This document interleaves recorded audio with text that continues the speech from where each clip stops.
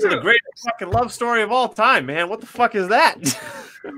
Greatest love story of all time. Well, Mason submitted that it is actually Lord of the Rings, because Frodo and Sam have one of the greatest, most unsung love stories of all time. You know, I don't think it's unsung because of the entire internet. So there's two camps on the internet. Well, three. There's three camps on the internet, Caitlin. There's the Sam loves Frodo and they're totally gay with each other camp, and they like. There's Sam loves Frodo and I think they're gay for each other, and that's an insult. And then this third camp over here is like, no, they're best friends, and they're a totally platonic romance. Stop imposing on them. And so everyone falls unless you're in the what the fuck is Lord of the Rings camp, and then we don't dissociate with you. Okay, who are you? Where have you been? And please go back there in gasoline-soaked britches.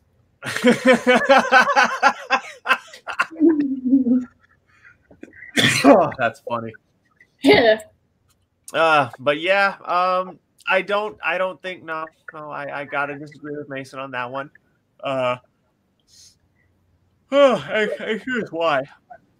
If I may sound a little bit like a Christian fundamentalist for a second.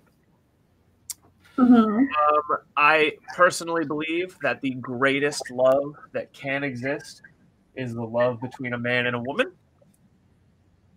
And so while Frodo and Sam's love is absolutely beautiful,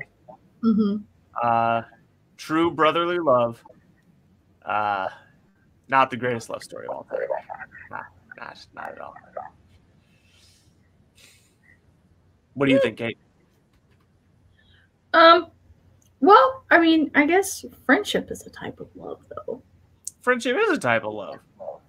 But I'm just saying, my personal belief is that there's something unique about the love between a man and a woman.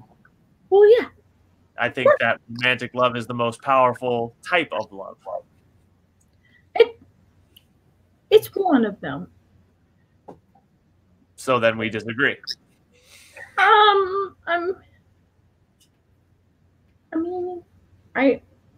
mean, because love is a multifaceted thing.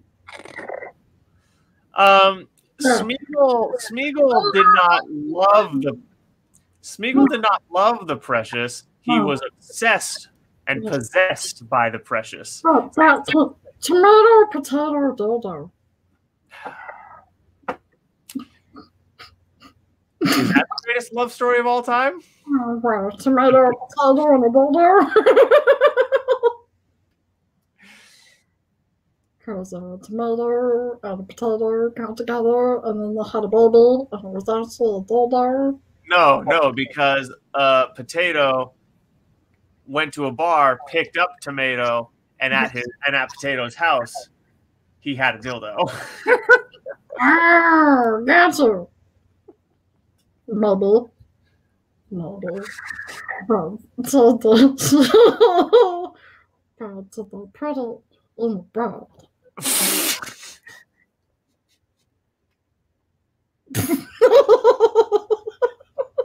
I can't take you anywhere, Caitlin. You say that every time, but you still do.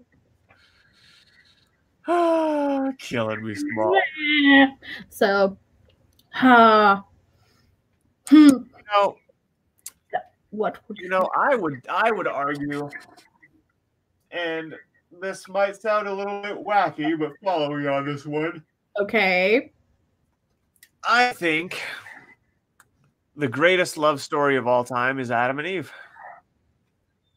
Really? Yes.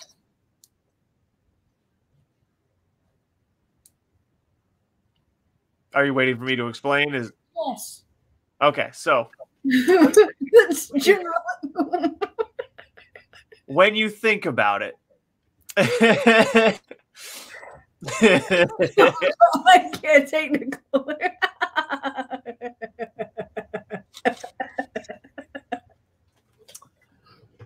when you think about it, Uh-huh. the story of Adam and Eve, and you don't even need to, believe in Christianity or God for this one, so you just think about the story. The story in Adam and Eve is the story of the first man, first woman, coming into a world that was made for them. It was perfect in every way, and all they had to do was exist, be happy, and love each other. Yeah. Then one of them caused the other to fall into sin, and they did not go on a downward spiral. They saw that they had done something bad and self-corrected. So they then took their punishment, were exiled from paradise, and went forth and became the two most fruitful human beings to ever exist, birthing the entirety of human civilization. Mm-hmm. So their love brought them into a new world, unsure, unknowing. It took them down into the depths of knowledge where all their innocence was lost and made them build a new world for themselves to live in. Mm-hmm. All of it, the two kept together by their love for each other. So yeah, what greater love story is there than that? Yeah. Well, I mean, or to go sort of in theme with this, there is a passage that is said. It says, "Greater love hath any man than this, that he would lay down his life for his friends." Stories that have that through line in them, I find to be great love stories. Yeah, I understand. I can understand the argument there. Yeah, but to be in theme and actually pick a story, I would have to say probably the one that has stuck with me since I was a kid, and I mean little kid, was Beauty and the Beast. That's my favorite. I do love Beauty and the Beast. Yeah. I love Beauty and the Beast so much, folks. First of all, my entire novel is a rehash of it in a sense. But so Beauty and the Beast, they are in the Kingdom Hearts video game, and you find this quote from Beast not in any of the movies or Disney TV shows. It's from the same voice actor. Thank God, because no one else can play Beast. Yeah. And so this is a quote from Beast in the game Kingdom Hearts. I came here to fight for Belle. I won't leave without her. And that is at the beginning of my book. It is literally the first page. That's how much I love that story. And I love it because it really encapsulates, I think, so many elements of what love really is in a way that a lot of stories, especially ones that have been, overtaken by Hollywood and stuff, don't. Yeah. I hear what you're saying, and I agree. Because as much as they want to stand on the, the platform of, oh, well, you should you should look past, people's imperfections and their flaws and stuff and love them unconditionally. They still in their realm of storytelling, after having taken ownership of, romance, are all like, well, no, you still have to, put people on pedestals and, hold them up to, expectations and all of these things. And people don't realize that, if you're searching for love and validation from people, through expectations that either they put on you or you put on them, you're just going to drive yourself crazy.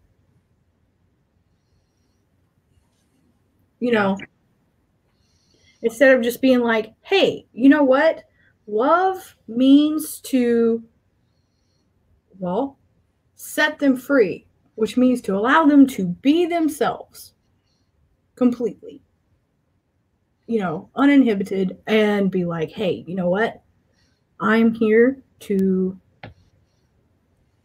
love you by way of, matching you, challenging you, and being there for you no matter what no matter what your flaws happen to be or whatever, that can be worked through, but you are a person that deserves to be loved. And that's all that matters.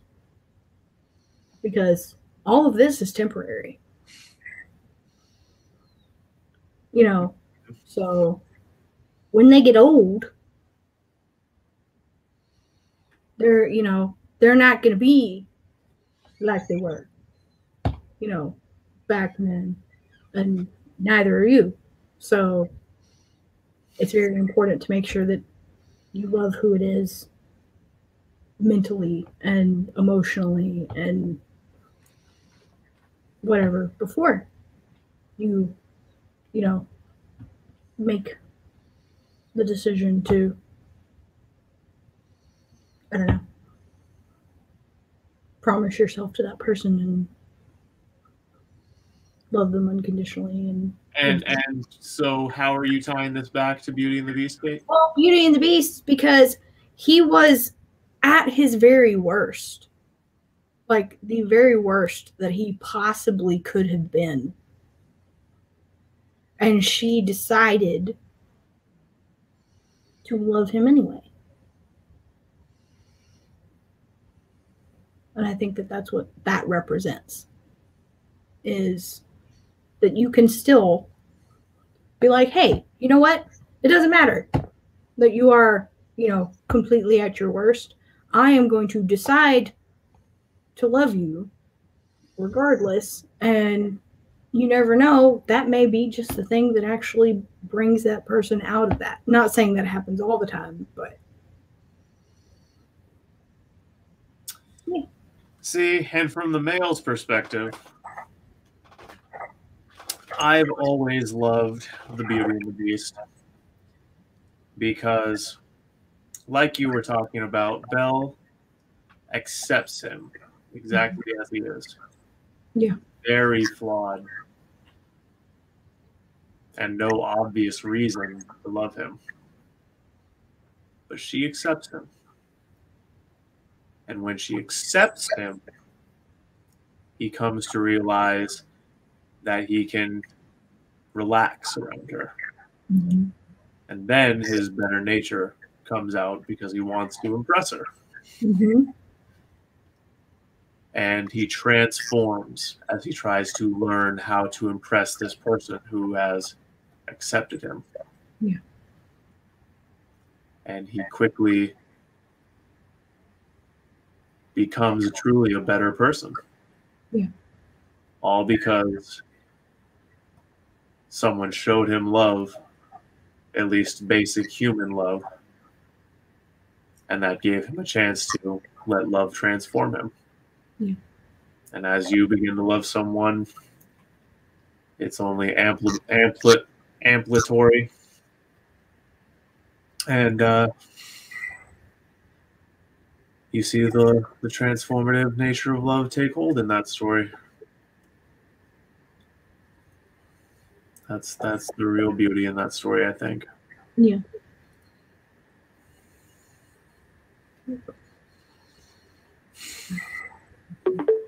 Oh, the great thing about love is one of those things that falls into the principle of what heals can hurt, what cures can kill. Yep. Yeah, there's a great quote by Benjamin Franklin on that. Huh? Yeah, God. He was, I think it was something like, to assure oneself with logic is to poison oneself with the antidote. Or was it, or was it to have blind faith? It was something like that. You get the point, though. Yes. You know, anyway. It's like love is the only thing that can kill you and still keep you alive. Oh, I don't know. The anger did it for me for a few years. You know, here's a comedic love story that I think it's not the best one of all time, but it is underrated. Is 50 First Dates with Adam Sandler in it. Yeah. That is truly the story of a man who is willing to do whatever it takes to make someone understand that they love him. Or, excuse me, that he loves them. Excuse me. But yeah, man, that was one hell of a crusade of love that fucking character went on. Yeah. Well, it would have, had it gone the other way that you Freudian slipped that, it would have been like a stalker. Yes. Yeah. Yeah. Just creeping head around the corner. Do you love me yet? Do you love me yet? You can get a call in the middle of the night. Hello? You love me. Do you love me yet? I feel like you're going. You walk out to your mailbox in the morning, open your mail. It's just it's a letter. It's a letter.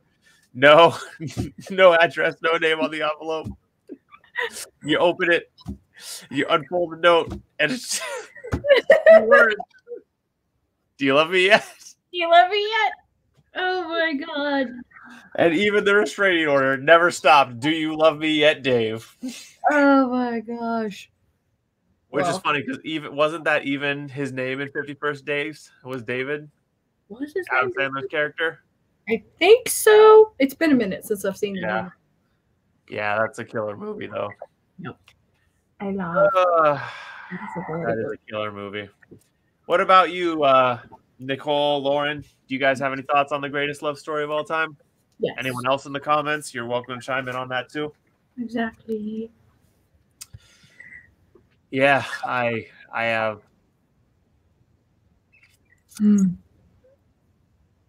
I don't have. Is what I meant to say. I don't have many things that I think truly contend for that. Mm-hmm. Oh, maybe my book. If I could just be an arrogant bastard for a second here, but no. On a serious note, another great love story that it doesn't get any credit as being a love story, but fundamentally it is a love story. And it's Red Rising by Pierce Brown. Yeah. Yeah. People think that's a sci-fi action war series. No. That's a sci-fi romance. Mm-hmm. Because the entire story is about him losing his wife and deciding to rebel against a interplanetary empire because they killed his wife. And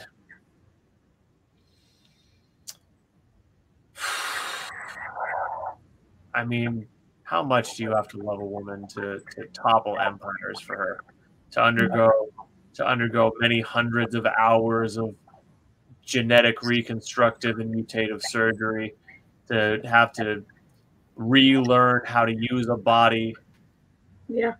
walk into a den of snakes for a few years while you learn to stand amongst the people who are oppressing you, a sheep in wolf's clothing,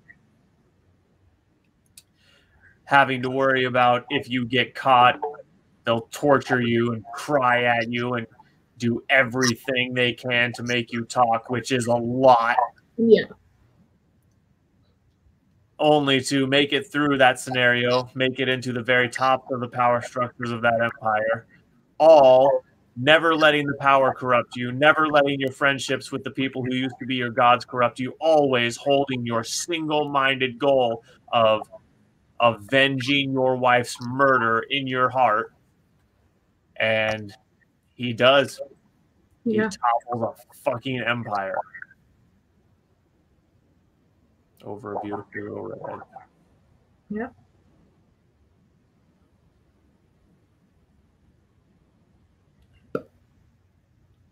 Well, I mean, why do you think it is so many people? I think somebody made a post not that long ago, something about, I don't want to be loved by the typical Hollywood leading man. I want to be loved by someone who's like the supervillain, because they would be obsessive enough that they would burn the whole world down for a last kiss. Yes. Yeah. Yeah. Need that kind of energy. Yep, that's that Gomez Adams energy. Yes, which I absolutely adore. Yeah, and that rat is also, by the way, folks, another great love story. Yeah. Gomez Morticia Adams, man. Oh. That's that marriage I want. That's that, like, power couple, like, good shit. That's like, just, yeah. Be like in the middle of a, was it like an auction? It was that fundraiser, and they were selling the Chinese finger trap. And they just started making, they started one-upping each other's bids and making out viciously in the fucking... Yeah. And then, like, the camera pulls away and you just see everyone else's face, like, everyone else's faces, and it's like, oh no, they're doing it right there in the middle of the auction.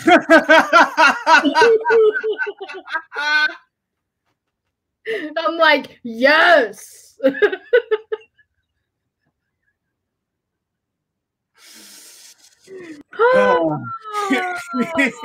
Getting it in. Oh my god! Like, oh my god! My god! Or I love how she was all like, how did she put it? She was like, she said, you were mad, completely unhinged, like some desperate howling demon, and you frightened me. Do it again. And it was, for me, I remember that scene because as like a 9-year-old boy, I was like, oh, that's what I want. Yeah. She said that to him in this sultry feminine lilt. She was like, you were desperate, like some kind of howling wild demon. You frightened me. Do it again.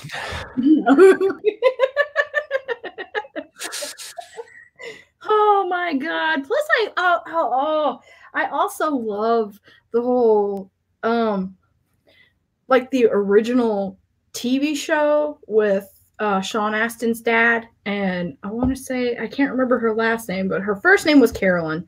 The original Morticia, and she was absolutely lovely and the most ferociously kind person you would ever meet.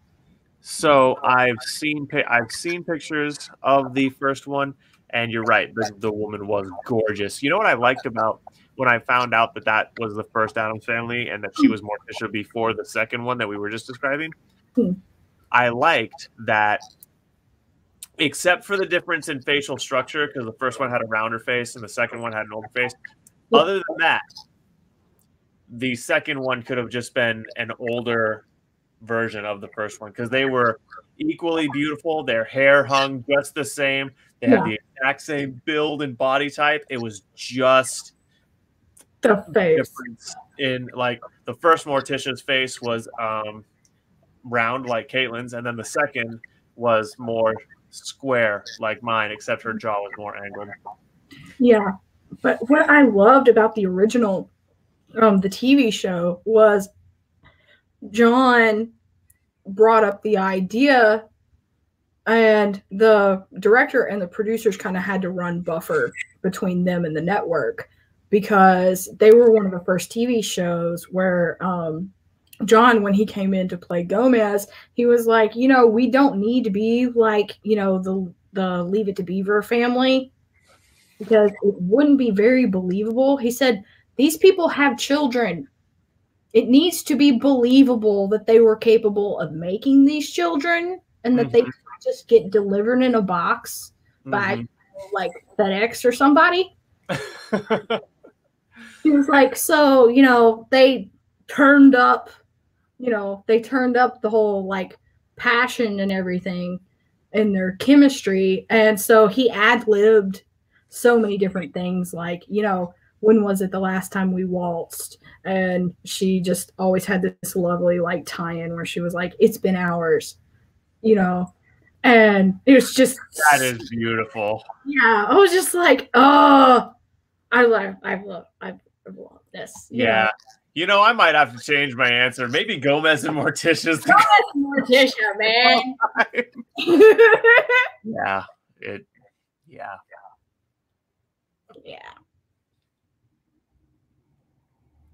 Yeah.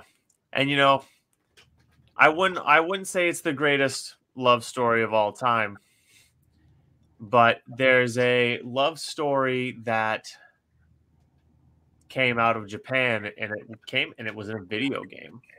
And that is the love story of Zach Fair and Eris Gainsborough. And if you haven't played FF7, the quick rundown is this: they met in their hometown, and now going to have to watch the Adina Fair. Oh, she means the Addams Family. Yeah. Yep. Anyway, so yeah, Eris Gainsborough and Zach Fair, they met in their hometown, and Zach ran off to join the military, essentially. And Eris kind of kept her love for him in her heart. And even after Zach died and his consciousness was implanted in someone else, Eris could feel Zach and sense him. And when she met this second person, she sort of fell in love with him right away, because Zach was living on inside that person in a very literal sense. And that just felt to me like a story of a woman who was in love with a soul, not a body. Yeah. And it's a story about a love that transcended death.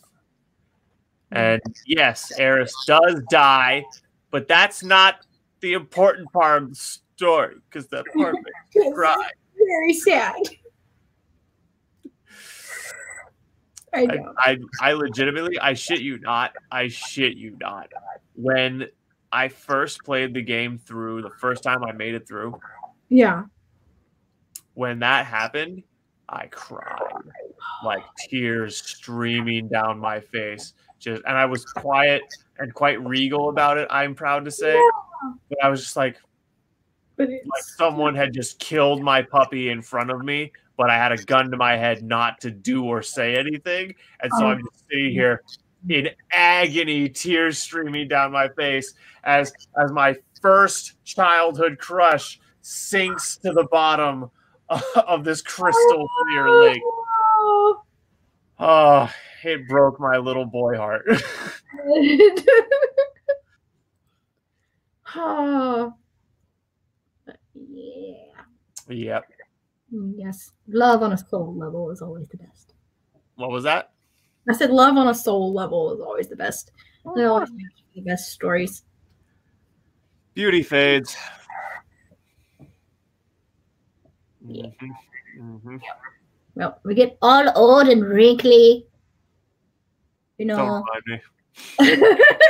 Well, I mean, you could be like Vincent Price. Well, this guy, I think he was like 81 or something, like when he finally passed away. But he said when they asked him what advice it was that he had for young people and I think it was young creative people, he said, old age, avoid it if at all possible.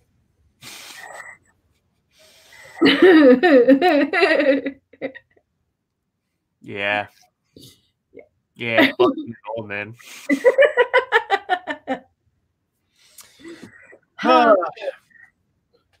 So, Caitlin, we're pushing 140. It's past time to wrap up. This is supposed to be a 90-minute show. Damn it. Darn it. Oh, well. But, you just spend so much time making me laugh and having a good time with you and the audience. Time flies when having fun. I didn't even see what time it was. So yeah. So, dude. Oh, yeah. Happy Valentine's Day, y'all. Thanks for being here tonight. Share the show around. You know what? You cannot know how much it helps us to just show it around. Give us a comment and a like on the video. And yeah, thanks for being here. This has been Team Adventurous. Greatest love story ever told. And yeah, thank you. Thank you very much, Lauren. We really appreciate it. Yeah. We really do. We will see you guys on Wednesday. We'll see you on Wednesday for the Wednesday Write-a-thon. Okay. Oh, yeah. And I'll see you on my channel Monday because you're going to go there and you're going to watch the video of me reading Today I Ate Gyoza because I put the work to edit a video and make gyoza today and the whole night. You have reading on Sunday. Yes. Thank you, Caitlin. And tomorrow we're reading the next chapter of my novel, Garden of Life. So you got to be there for that. Yeah. So, all right. Are you clicking thingy or me clicking thingy? I will do the thing. Okay. All right, guys. Thank you so much for being here. Dun, dun, dun, dun, dun, dun, dun, dun, dun, dun, dun.